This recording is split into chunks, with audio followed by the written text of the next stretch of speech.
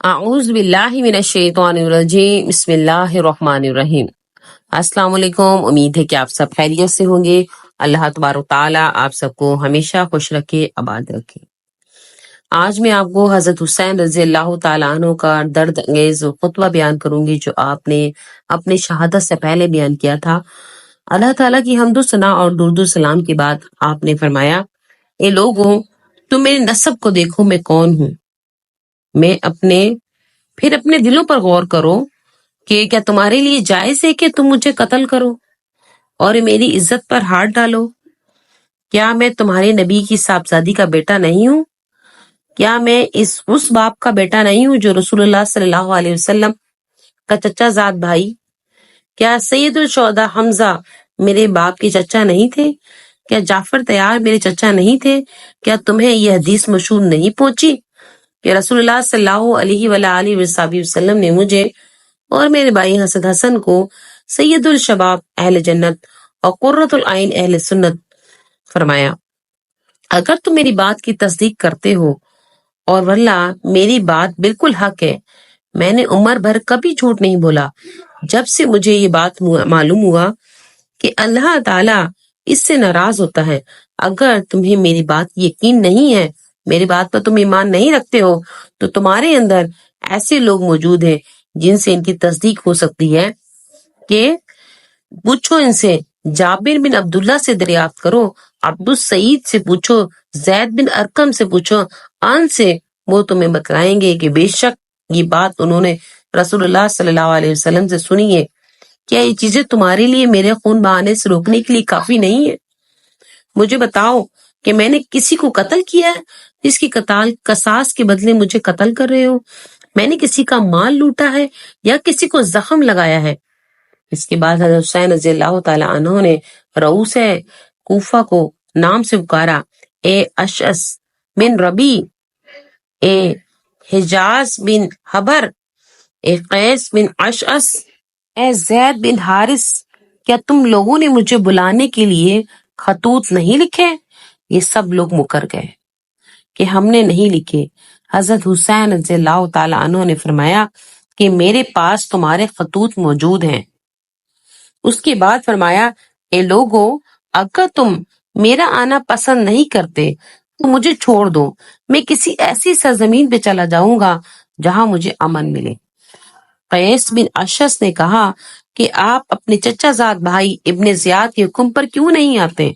وہ آپ کے بھائی ہیں، آپ کے ساتھ برا سلوک نہیں کریں گے۔ حضرت حسین رضی اللہ تعالی عنہ نے فرمایا، مسلم بن عقیل کے قتل کے بعد بھی تمہاری یہی رائے ہے؟ واللہ میں کبھی اس کو قبول نہیں کروں گا۔ یہ فرما کر حضرت حسین رضی اللہ تعالیٰ عنہ گھوڑے سے اتر آئے۔ اس کے بعد زہر بن قین رضی اللہ تعالیٰ عنہ کھڑے ہوئے اور ان لوگوں کو نصیحت کی کہ آل رسول کے خون سے باز آ جائیں، اور بتایا کہ اگر تم اپنی حرکتوں سے باز نہ آئے، ابن زیاد کا ساتھ دیا، تو خوب سمجھ لو کہ تم کو بھی ابن زیاد سے کبھی کامیابی یا فلاح یا تحفے نہیں ملیں گے، وہ تم کو بھی قتل کر دے گا۔ ان لوگوں نے ظہیر کو بھی برا بھلا کہا، ابن زیاد کی تعریف کی اور کہا کہ ہم تم سب کو قتل کر کے ابن زیاد کے پاس بھیجیں گے۔ ظہیر رضی اللہ تعالی عنہ نے پھر کہا، ظالموں، اب بھی ہوش میں آ جاؤ، فاطمہ کا بیٹا سمیہ کے بیٹے ابن زیاد سے زیادہ محبت اور اکرام کا مستحق ہے۔ اگر تم ان کی امداد نہیں کرتے تو ان کو اور ان کے چچا زاد بھائی یزید کو چھوڑ دو، وہ آپس میں نمٹ لیں گے۔ باخدا یزید بن معاویہ رضی اللہ تعالیٰ عنہ تم سے اس بات پر ناراض نہیں ہوگا۔ جب گفتگو طویل ہونے لگی تو شمر نے پہلا تیر ان پر چلا دیا۔ اس کے بعد حر بن زیاد، جو اب تائب ہو کر حضرت حسین رضی اللہ تعالیٰ عنہ کے لشکر میں شامل ہو گئے تھے، آگے بڑھے اور لوگوں کو مخاطب کیا، اے اہل کوفہ، تم ہلاک اور برباد ہو جاؤ گے۔ کیا تم نے ان کو اس لیے بلایا تھا کہ وہ آ جائیں تو تم ان کو قتل کرو؟ تم نے کہا تھا کہ ہم اپنی جان اور مال آپ پر قربان کریں گے، اب تم انہی کے قتل کے در پر ہو۔ ان کو اس کی بھی اجازت نہیں دیتے کہ خدا کے طویل اور زمین میں کہیں چلے جائیں جہاں ان کو اور ان کے اہل بیت کو امن ملے۔ ان کو تم نے قیدیوں کی مثل بنا لیا ہے اور دریائے فرات کا جاری پانی ان پر بند کر دیا ہے، جس کو یہودی، نصرانی، مجوسی سب پیتے ہیں۔ ہوش میں آ جاؤ، تم نے محمد صلی اللہ علیہ وآلہ وصحبہ وسلم کے بعد ان سے ان کی اولاد کے بارے میں نہایت ہی شرمناک سلوک کیا ہے۔ اللہ تعالیٰ قیامت کے روز تم کو بھی پیاسا رکھے، اور اگر تم توبہ نہ کرو اور اپنی حرکت سے باز نہ آئے۔ اب حر بن یزید پر بھی تیر پھینکے گئے، وہ واپس آ گئے۔ حضرت حسین رضی اللہ تعالی عنہ کے آگے کھڑے ہو گئے۔ اس کے بعد تیر اندازی کا سلسلہ شروع ہو گیا۔ پھر گھمسان کی جنگ ہوئی، فریقین کے مخالفین کے بھی کافی آدمی مارے گئے۔ حضرت حسین رضی اللہ تعالیٰ عنہ کے فرقہ بھی شہید ہو گئے۔ حر بن یزید نے حضرت حسین رضی اللہ تعالیٰ عنہ کے ساتھ ہو کر شدید قتال کیا، بہت سے دشمنوں کو قتل کیا۔ مسلم بن عوجزہ شہید ہو گئے۔ حبیب بن مطہر رضی اللہ تعالیٰ ان کے پاس آئے اور کہا، جنت کی خوشخبری تمہارے لیے، اگر میں جانتا ہوں کہ میں بھی تمہارے پیچھے شہید ہونے والا ہوں تو میں تم سے پہلے وصیت اور دریافت کرتا ہوں۔ انہوں نے کہا، ہاں میں ایک وصیت کرتا ہوں، اور حضرت حسین رضی اللہ تعالیٰ عنہ کی طرف اشارہ کر کے کہا، جب تک زندہ ہوں ان کی حفاظت کرنا، جب تک زندہ ہو اس کی حفاظت کرنا۔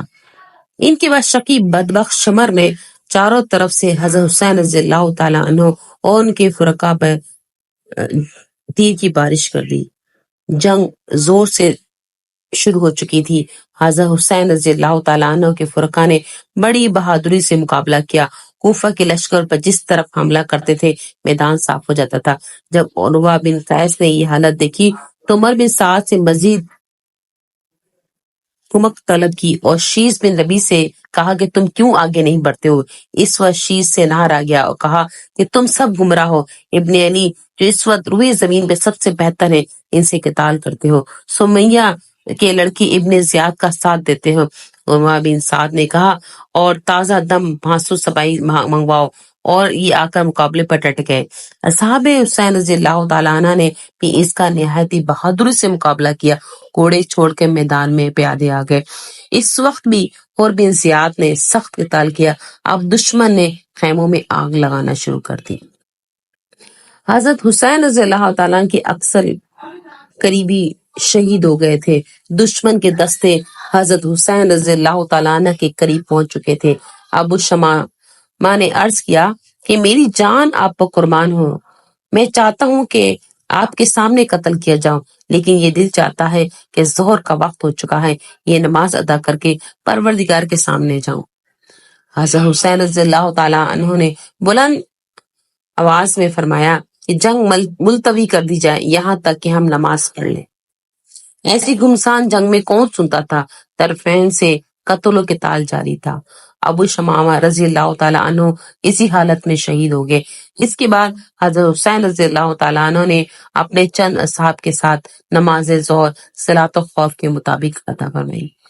نماز کے بعد پھر قتال شروع ہوا۔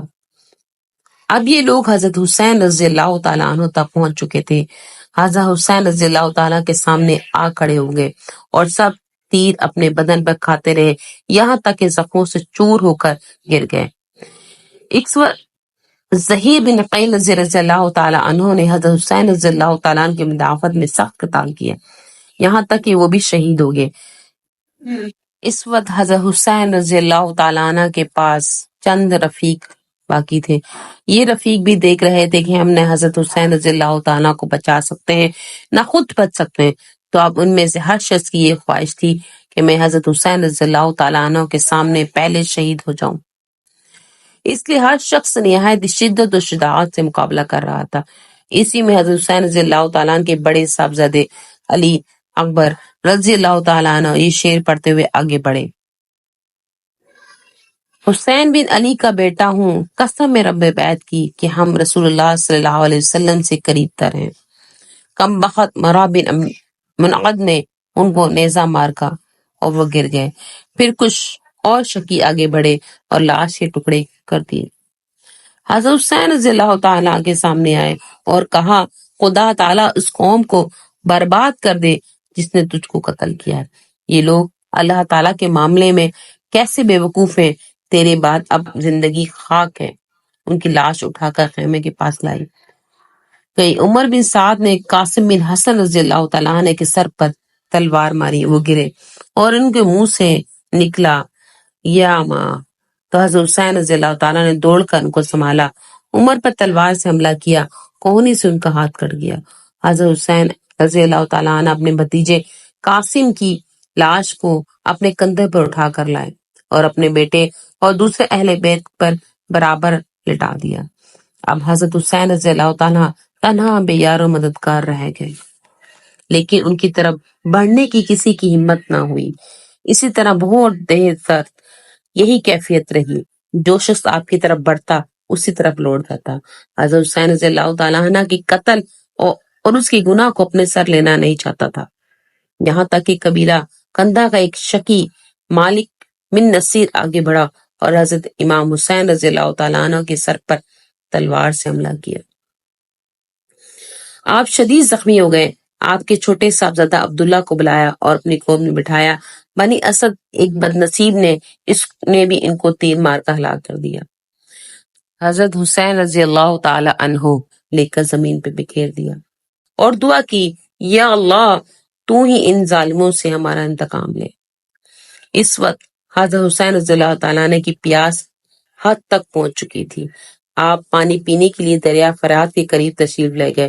ظالم حسین بن نمیر نے آپ کے منہ پر نشانہ کر کے تیر مارا، جو آپ کو لگا اور دہن مبارک سے خون جاری ہو گیا۔ اس کے بعد شمر 10 آدمی ساتھ لے کر حضرت حسین رضی اللہ تعالیٰ عنہ کی طرف آگے بڑھا۔ حضرت حسین رضی اللہ تعالیٰ عنہ شدید پیاس اور اتنے زخموں کے باوجود دلیرانہ مقابلہ کر رہے تھے۔ جس طرح حضرت حسین رضی اللہ تعالیٰ عنہ بڑھتے یا بھاگتے نظر آتے، وہ لوگ بھاگنا شروع کر دیتے۔ اہل تاریخ نے لکھا ہے، یہ ایک بے نظیر واقعہ ہے۔ جس شخص کی اولاد اور اہل بیت قتل کر دیے گئے ہیں، ان کو شدید زخم لگے ہوں اور پانی کے ایک ایک قطرے سے محروم ہوں، وہ اس قوت اور ثبات قدمی سے مقابلہ کر رہے ہیں کہ جس طرف رخ کرتا سپاہی بھیڑ بکریوں کی طرح بھاگنا شروع کر دیتے۔ شمر نے جب یہ دیکھا کہ حضرت حسین رضی اللہ تعالیٰ عنہ کے قتل کرنے سے ہر شخص بچنا چاہتا ہے، تو آواز دی، سب ایک بار حملہ کریں۔ اس پر بہت سے بد نصیب آگے بڑھے اور نیزوں اور تلواروں سے ایک بار حملہ کر دیا۔ یہ اپنے رسول صلی اللہ علیہ وآلہ وسلم کا دلیرانہ مقابلہ کرتے ہوئے شہید ہو گئے۔ ان للہ۔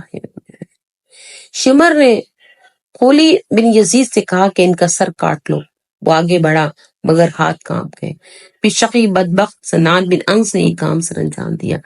آپ کی لاش کو 33 زخم نیزوں کے، 34 زخم تلواروں کے آپ کے بدن پہ تھے۔ تیروں کے زخم اس کے علاوہ تھے۔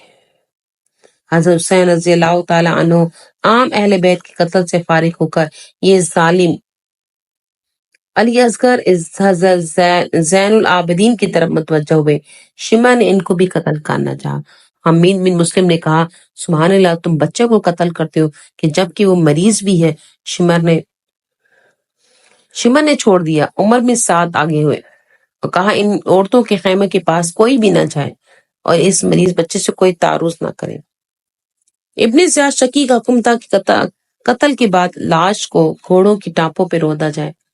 عمر بن سعد نے چند سواریوں کو حکم دیا، انہوں نے یہ بھی کر ڈال۔ ان للہ۔ جنگ کے ختم مقتولین کی شمار کی گئی تو حضرت حسین کے صحابہ میں 72,000 شہید ہوئے۔ عمر بن سعد کے لشکر کے 88 سپاہی شہید ہوئے، مارے گئے۔ حضرت حسین رضی اللہ تعالیٰ ان کے رفاق کو اہل غزرہ پر ایک روز بعد دفن